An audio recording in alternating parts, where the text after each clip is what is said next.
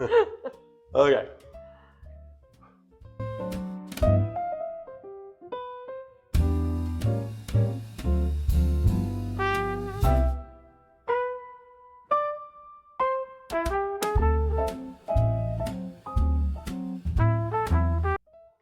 again, everybody. Welcome back to Bottled Stories podcast.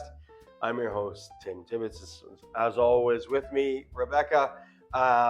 Today is another edition of Bottle Royale, where we blind taste 3 different wines, one red, one white, and one mystery wine, where we have to try and blind taste what it is, where it comes from, the vintage year, blah, blah, blah, blah, blah.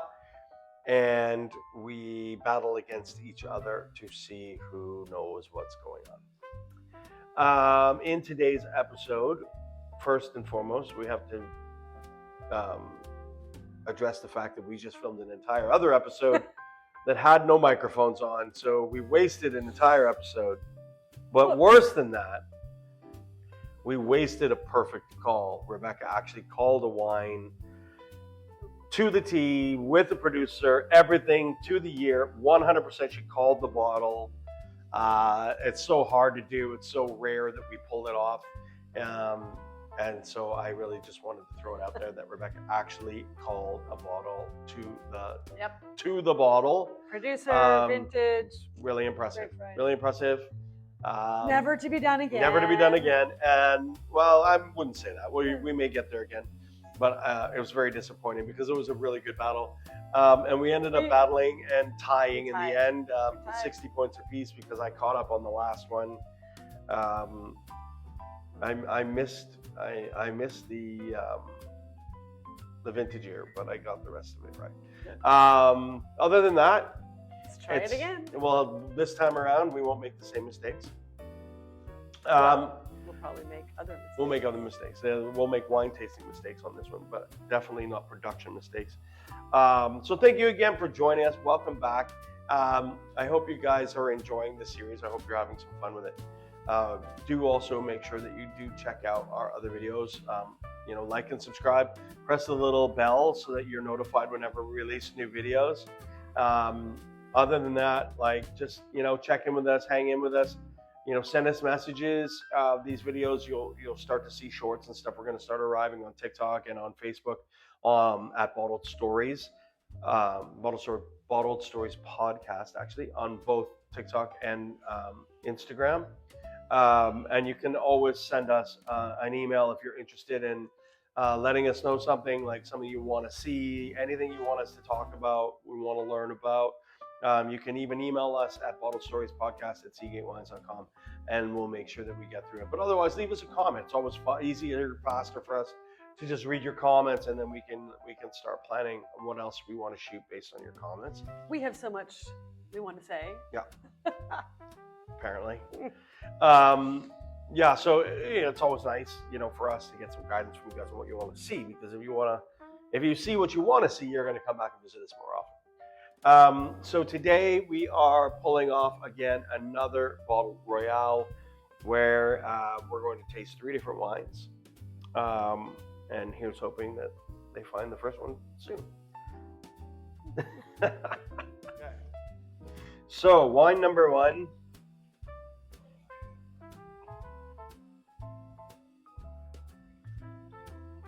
Let's see. Oof. Okay. I know what it is. Now I don't know the specifics. Well, you're better off than me. Hot hairdryer.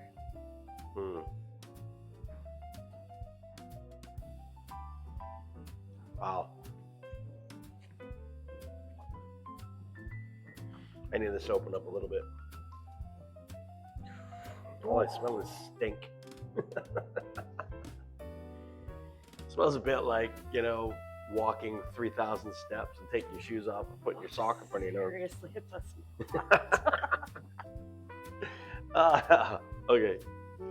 All right, the initial bottle stink is going away. I don't know what you smelled.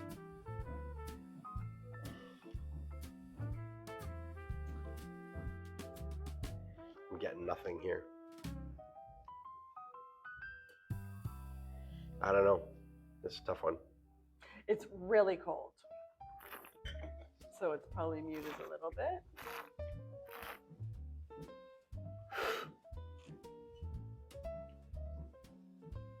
Wow. Wow.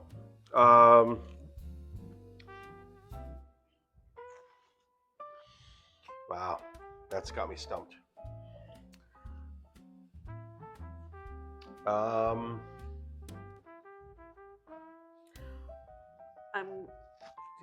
you want some help? No, just speak your mind. I don't need help. Just say what you had to say. I am getting a lot of the pfefferle, the white pepper. Okay, so you're leaning Gruner. It's Gruner. It's Gruner. It is Gruner Veltliner. It is a little bit riper. It's high acidity, so it's a new vintage. That pfefferle puts me towards Pickler, but it's not quite as my original thought was Schloss Gobelsberg. There's nowhere near enough. Yeah. Nowhere near enough acidity and nowhere near enough minerality for this to be in the Macau. There's no chance this is from the Macau Valley. This is Gobelsberg. And I'm going 2023. It's not the entry level.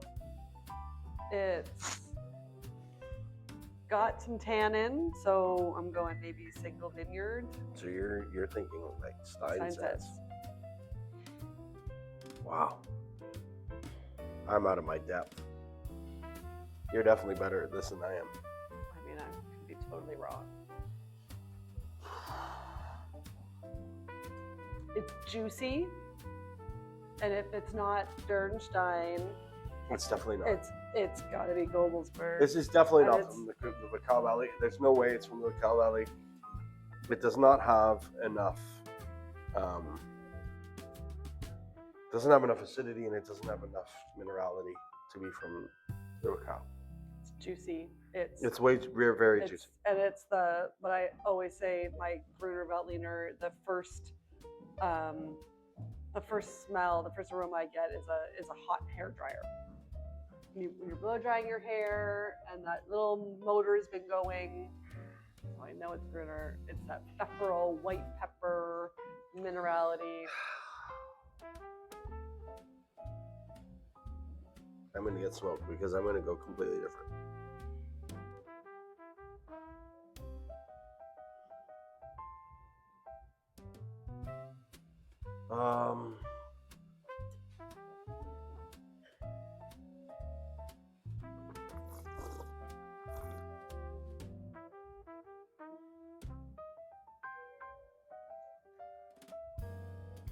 I'm going completely different. I don't know what that different is yet.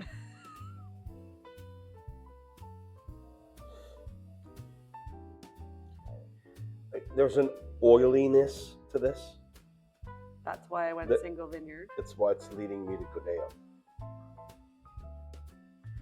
This is leading me to Codeo, but it's rich and it's thick. Like you're saying, single vineyard Gruner. Mm-hmm. To me, that's what's leading me to On the Lees Codeo. It's oily. It's got a rich, thick mouthfeel, which really leads me away from the minerality and the stoniness of Gruner from the Macau. It can't be from the Macau. There's no way it's from the Macau because it doesn't have that super crisp acidity and that really intense minerality that you get from our store anyway. All of the Macau producers that we have are super high end, so they're lots of tension, a lot of stony minerality, and we don't have that in this. For me, this is it's like fleshy fruit. It's oily, kind of viscous in your mouth. No wood of any kind, which leads me away from single vineyard because single vineyard's gonna have some wood on it. It's just the only thing that's missing for me to call this a dead ringer is it just doesn't have like that kind of like not malolactic, but there's always for sobrelias, for that kind of godeo, it always has this kind of bready, funky yeastiness because it spends so much time on the lees. That's the only thing that is missing for this to be for me a dead ringer for the godeo sobrelias. But this is why I'm like, from the beginning, right from the very first sip, like the first smell, I was completely lost. And the longer I sit on it, the more it kind of changes. Go with your gut.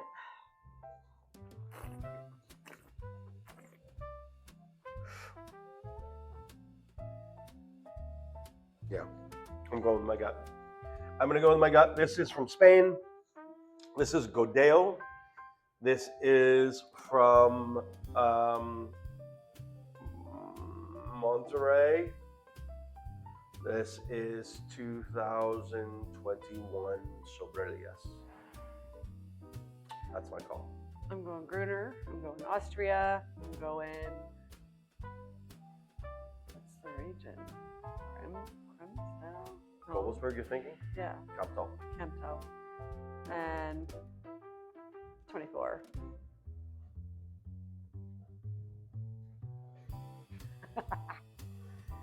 We're both wrong. Probably. It's Côte de Rhône White, and I have no idea.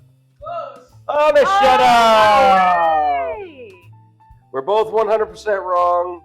Neither one of us got the vintage right, or the grape, or the region, or the country. This is Nascetta.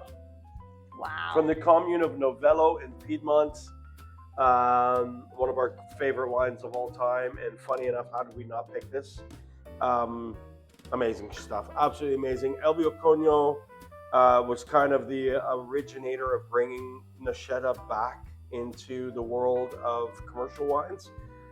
We were there a few weeks ago, and now they have an entire store in the town of Novello where you can go and try all of the Nascettas being produced by all of the producers.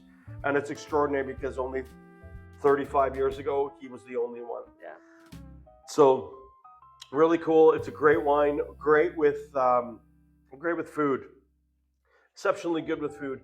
I'm finding this one hard because Me too. Because I know Nascetta pretty well, and usually because for me it's super herbal, usually minty, kind of like that green herbiness, and I didn't get that out of this at all. Lemon and herb is usually what I get from that, and this to me was. And normally it's usually fairly high minerality too, almost a saltiness. I didn't get that out of this at all, which is why I led to Godeo. I was thinking more juicy, a little more fleshy, a little more kind of that oily viscosity that I was getting out of it. But I was like, bang on. You thought for sure. 100%. Oh, well, there you go. There we go. If there's anything that you can always learn about this, it's that you must know that you know nothing. Mm-hmm. Greatest lesson to ever be learned by any human being is to understand that you don't know anything about anything, and every day is a learning experience. So, cheers to Elvio Conyo, to the Conyo family, to their new winemaker, Giulio. Congratulations.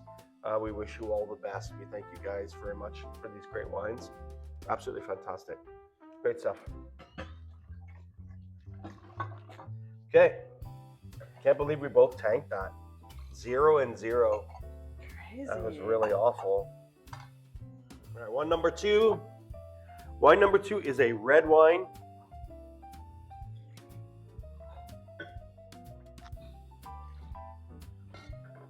Okay. This is pretty. Really pretty. Wow. Not much fading to the rim. So fairly new. It's a young wine. Smells New World. Thinner skin.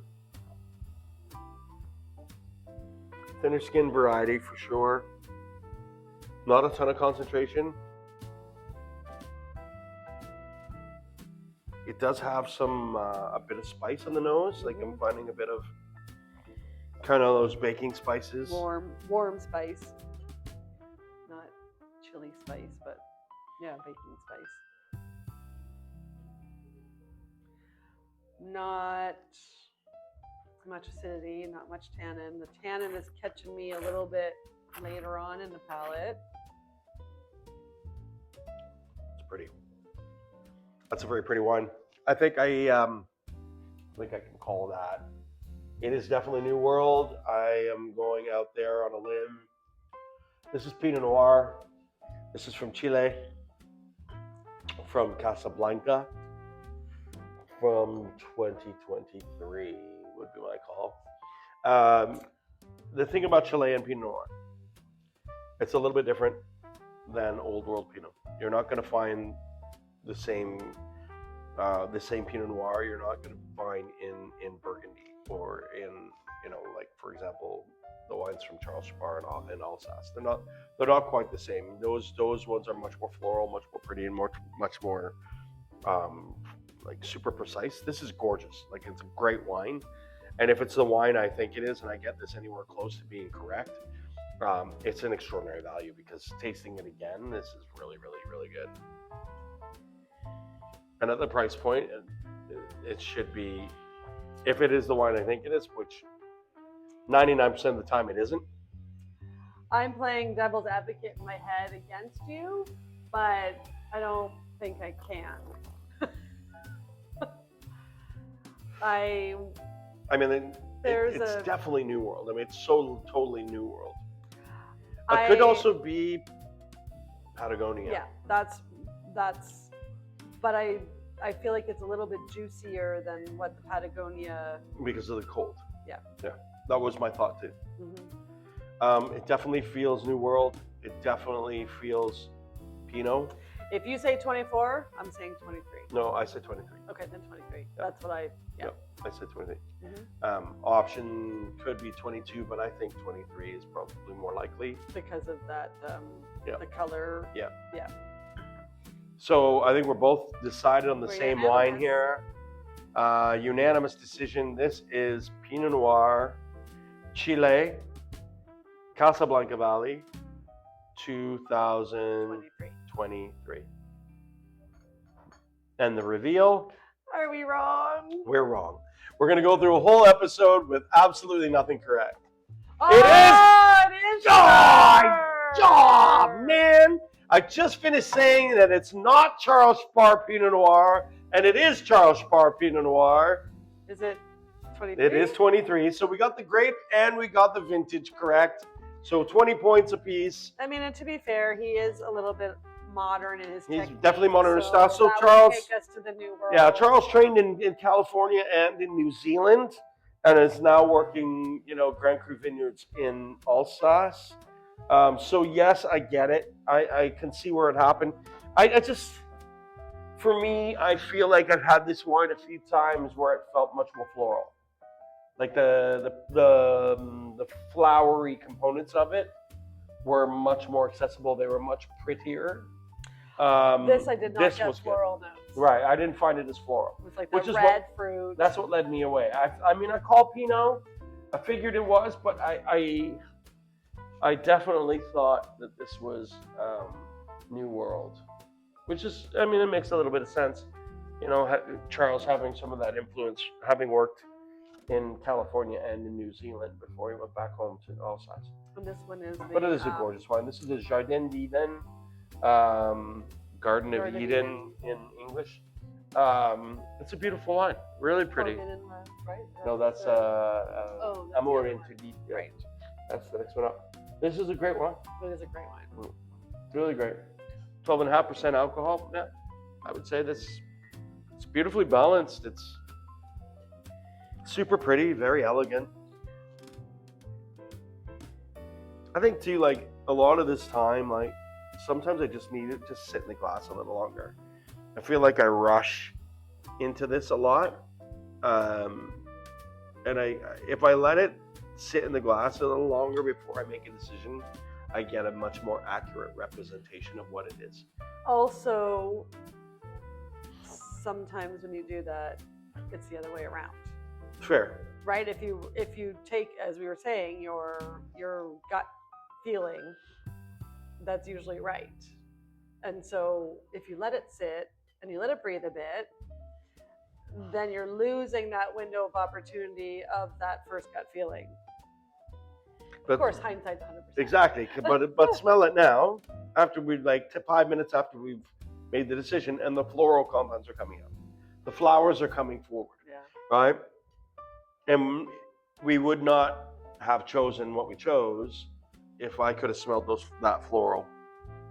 I totally would have gone closer to this. Cooler climate. Yeah.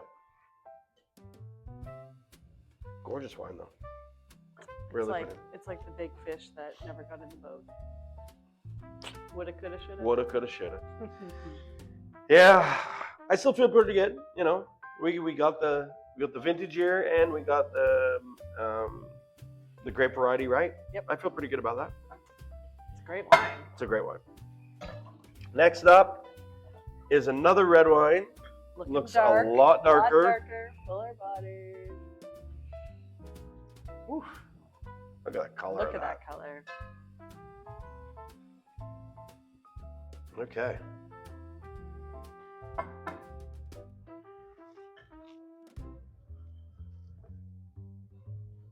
Gorgeous. Oh my god. Oh my god. It smells like the color purple. If you could put it in your brain, what should the color purple smell like? It's this. This smells like the color purple. Oh my goodness me. Wow. That is just spectacular. Now I looked at it and made some assumptions. Now I'm smelling it and I made some assumptions. Wow.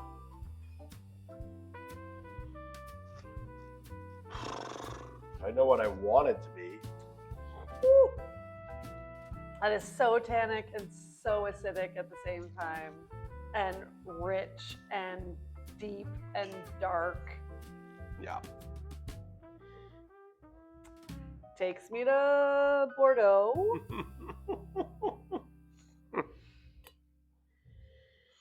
Takes me to I just want to do this because it makes me happy. Oh my I just want to rock in happiness.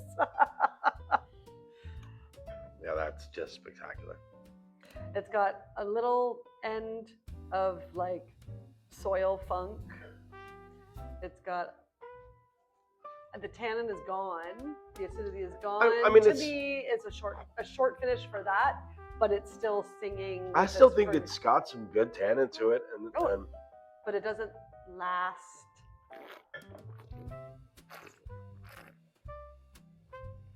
It's dirty. Oh man, it's just beautiful.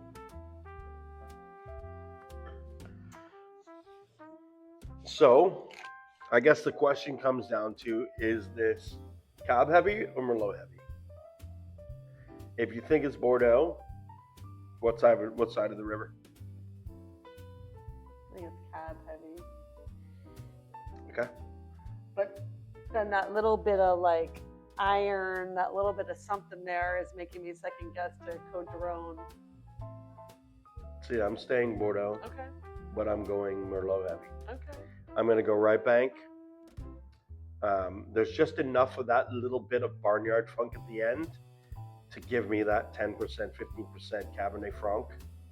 That's where I'm going with Syrah. For me, the Cabernet Franc is just that little bit of funkiness that you need at the end to give you some determination of what it is. But the tannin, like you said, the tannin's round, it's soft, it's quite fine. It's present, but it's quite fine. Yeah, I'm definitely leaning right bank, where it's much more Merlot dominant. I mean, it could be left bank. It could be the stuff from Grave, which is kind of 50-50. I get it. It could be either. But I'm going with my gut on this one again. I'm going to go right bank Bordeaux. So France, Bordeaux, right bank, Saint-Emilion, 2023. Okay, I'm going to go 2022. And that's why I'm going to stay with left bank and stay with 22. Okay. So you made the call. We're Let's see kind what of, it is. in the vicinity of each other. Well, I mean, at the end of the day, it's going to come down to one thing or another. And one of us is going to get it right, one of us is going to get it wrong, or we're both screwed. Please don't let us be wrong again. Côte de Rhone! Oh, You were right. You should have called it. You should have called Côte de Rhone. That was the barnyard, funky, ripe. Which is what led me to Cabernet Franc. Which I gotta say, for the price point, No, it's amazing. it's incredible. Yeah. Amazing. Love this wine. Love this guy. One of our first winery partners, Ferme du Monde, Stéphane Bédot, one of my favorite winemakers on the planet. All organic and biodynamic, native yeast, no filtration, as natural a wine as you're going to get.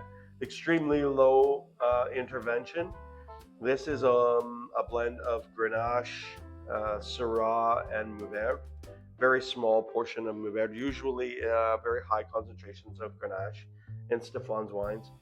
I was completely not, I didn't quite get the whole vibe. I thought it was Merlot as that softness, that roundness, but it was really just the fact that this is a little older.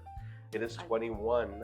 I talked myself out of Côte de Rhone. So we both got France, so we both got 10. Yep. But we got nothing else. So 30 points apiece and we tie again. So not bad. Partners in crime always. Not bad. Yeah. I mean, you called the Côte de Rhone and yeah. Yeah.